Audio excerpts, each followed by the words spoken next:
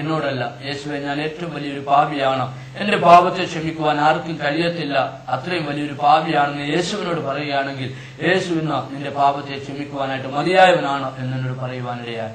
എന്നാൽ എനിക്കന്ന് പ്രാർത്ഥിക്കുവാനൊന്നും അറിയത്തില്ല. എന്നാൽ അന്ന് രാത്രിയിലോ എന്റെ ഉള്ളിലോ ഈ ഒരു ചിന്ത ഉണ്ടായി, എന്റെ ജീവിതത്തിൽ മാറ്റം ഉണ്ടാകണം. കാരണം താനിത് എന്നോട് പറഞ്ഞുകൊണ്ടിരിക്കുന്ന ഈ സന്ദർഭം എന്ന് പറയുന്നത് എന്റെ ജീവിതത്തിൽ എനിക്ക് ഉറക്കമില്ലാത്ത അവസ്ഥയിൽ ഞാൻ കടന്നു പോകുന്ന ഒരു സന്ദർഭമാണ്. അതുകൊണ്ട് ഞാൻ യേശുവിനോട് ഇങ്ങനെ പറഞ്ഞു, 2000 വർഷങ്ങൾക്ക് മുമ്പ് യേശു കാൽവരിയിൽ മരിച്ചതുകൊണ്ട് എനിക്ക് പാപമോചനമുണ്ടെങ്കിൽ എനിക്കത് അനുഭവിച്ചറിയണം. അങ്ങനെയാണെങ്കിൽ എനിക്ക് ഉറക്കം തരണം.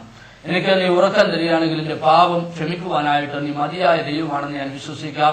ഇനിയുള്ളതായ നാളുകൾ ഞാൻ യേശുവിന് വേണ്ടി ജീവിക്കാമെന്ന് യേശുവിനോട് പറയുകയാണ്. എനിക്ക് പ്രാർത്ഥിക്കുവാനായിട്ട് അറിയത്തില്ല. അത്രയും പറഞ്ഞു കഴിഞ്ഞപ്പോൾ ഞാൻ അന്ന് കിടന്ന്, എന്നാൽ 4 മാസമായി ഉറങ്ങുവാൻ കഴിയാത്ത എന്റെ ജീവിതത്തിൽ അന്ന് സുഖമായിട്ട് ഉറങ്ങുവാനായിട്ട് ദൈവം എന്നെ സഹായിച്ചു. മാത്രമല്ല, പ്രഭാതത്തിൽ ഞാൻ എഴുന്നേറ്റ് വരുമ്പോൾ 14ാമത്തെ വയസ്സിൽ ഉപയോഗിച്ചിട്ടുണ്ടെങ്കിൽ മയക്കുമരുന്നിൻ്റെതായ ആ ലഹരിയില്ലാതെ എനിക്ക് ജീവിക്കുവാൻ കഴിയാത്തതായ ഒരു സാഹചര്യത്തിലാണ് ഞാൻ അന്നായിരുന്നത്.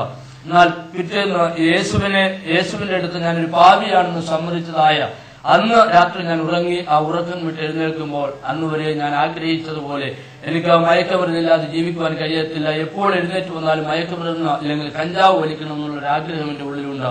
എന്നാൽ അന്ന് എഴുന്നേറ്റ് വരുമ്പോൾ ആ ആഗ്രഹം എന്നിലില്ല എന്ന് എനിക്ക് മനസ്സിലാക്കുവാനായിട്ടിടയായി. പിന്നീടാണ് ഞാൻ ചിന്തിച്ചത്, ഇന്ന് ഞാൻ മയക്കുമരുന്ന് വലിച്ചിട്ടില്ലല്ലോ, മറ്റുള്ളവരെല്ലാവരും പ്രഭാത കൃത്യം ചെയ്യുന്ന പോലെ ഞാൻ ആദ്യമായിട്ട് എഴുന്നേറ്റ് വന്നാൽ ചെയ്യുന്നത് മയക്കുമരുന്ന് എടുത്തില്ല, കഞ്ചാവ് എടുത്തൊരു വീടിൽ തെറുത്ത് വലിച്ചിട്ട് മറ്റേതൊരു കാര്യങ്ങൾക്ക് ഞാൻ കടന്നു പോകത്തുള്ളൂ. എന്നാൽ അന്ന് യേശുവിനെ സ്നേഹിക്കുന്നെന്ന് എനിക്ക് മനസ്സിലാക്കുവാനിടയായി.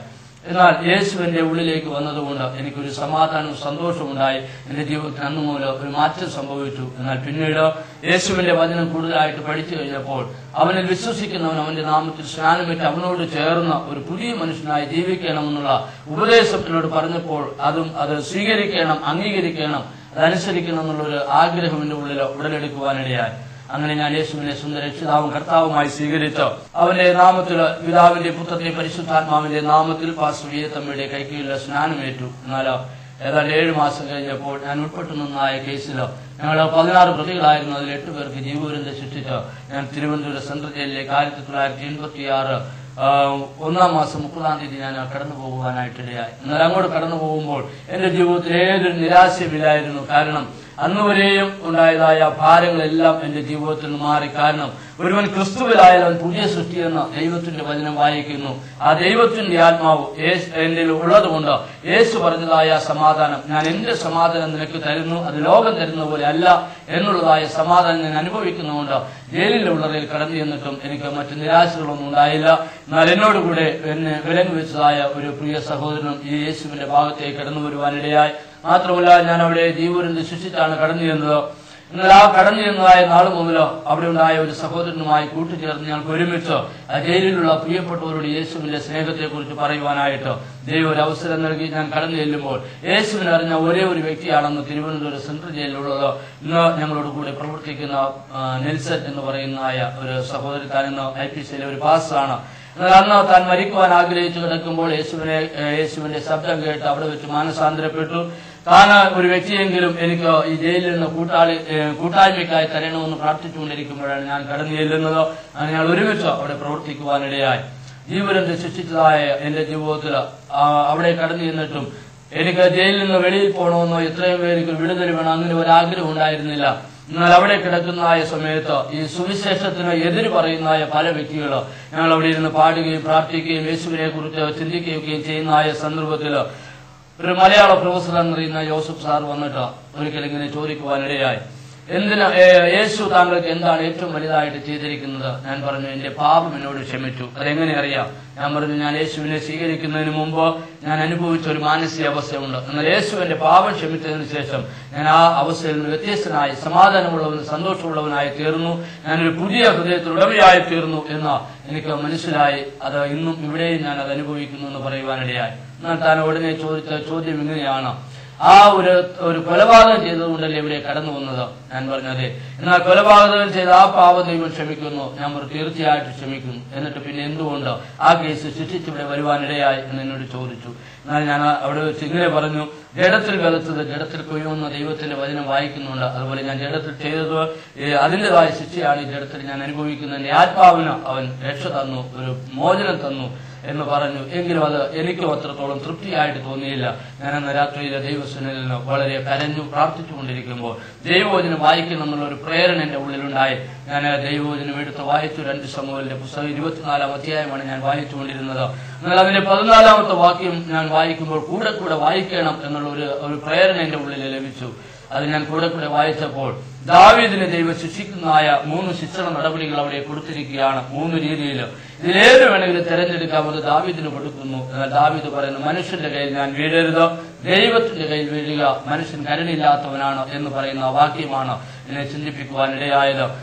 അത് വായിച്ചപ്പോൾ എന്റെ കാര്യം ദൈവമാണ് എന്നെ ശിക്ഷിക്കേണ്ടത്, ദൈവമാണ് എന്നെ ഇവിടുന്ന് രക്ഷിക്കേണ്ടത്, ദൈവം എനിക്ക് ശിക്ഷ വിധിക്കണം എന്നുള്ള ഒരു ചിന്ത ആ വാക്യത്തിലൂടെ എന്നെയും ഭരിക്കുവാനിടയായി. അന്ന് ഞാൻ ദൈവത്തിന് ഒരു തീരുമാനമെടുത്ത്, കർത്താവേ, നീ എന്റെ പാപത്തെ ക്ഷമിച്ച് ഒരു ദൈവബലിയായി തീരുവാൻ നീ എന്നെ സഹായിച്ചു. അങ്ങനെയാണെങ്കിൽ ഈ ലോകമല്ല എന്നെ ശിക്ഷിക്കുവാനുള്ളതോ, നിന്റെ ശിക്ഷ ഞാൻ സ്വീകരിക്കുന്നു. എന്ന് ഇവിടെ നിന്ന് എന്നെ വിടുന്നു, അന്നേ ഞാൻ പോകത്തുള്ളൂ. ഈ ലോകം തരുന്ന ഒരു ആനുകൂല്യം ഞാൻ വാങ്ങിക്കത്തില്ല. എന്നാൽ ഒരു കാര്യം എനിക്ക് ലോകത്തോട് വിളിച്ചു പറയണം, യേശു എന്നെ സ്നേഹിച്ചു, യേശു എന്റെ പാപത്തെ ക്ഷമിച്ചു, യേശുവിനോട് ഞാൻ ചോദിച്ചത് അവൻ എനിക്ക് ദാനമായി തന്നു എന്ന് എനിക്ക് ധൈര്യമായിട്ട് പറയണം. അതുകൊണ്ട് ഞാൻ അനുഭവിച്ചത് സാക്ഷിക്കുവാൻ ജീവപര്യന്തമുള്ള കാലയളവ് എനിക്ക് കുറച്ചു തരണം. അത് എത്ര വർഷം, 25 വർഷം എന്ന് പറഞ്ഞാൽ എനിക്ക് വിഷയമില്ല എന്ന് പറഞ്ഞ് ഞാൻ ദൈവസ്വനിൽ പ്രാർത്ഥിക്കുവാനും തീരുമാനമെടുക്കുവാനിടയായി. അതുകൊണ്ട് ആ ജയിലിൽ നിന്ന് ലഭിക്കുന്ന ഒരു ആനുകൂല്യം വാങ്ങിക്കാതെ ഞാൻ അവിടെ കിടന്നു. എന്നാൽ ദൈവത്തെ സ്നേഹിക്കുന്ന, ദൈവസന്നിധിയിലോ പ്രാർത്ഥിക്കുന്ന ഏതൊരു ഭക്തന്റെയും, സത്യമായി തന്നെ വിളിച്ചപേക്ഷിക്കുന്ന ഏതൊരു ഭക്തന്റെയും പ്രാർത്ഥന അവൻ കേൾക്കുന്ന ദൈവമാണെന്ന് എന്റെ അനുഭവത്തിൽ എനിക്ക് മനസ്സിലാക്കുവാനിടയായത്.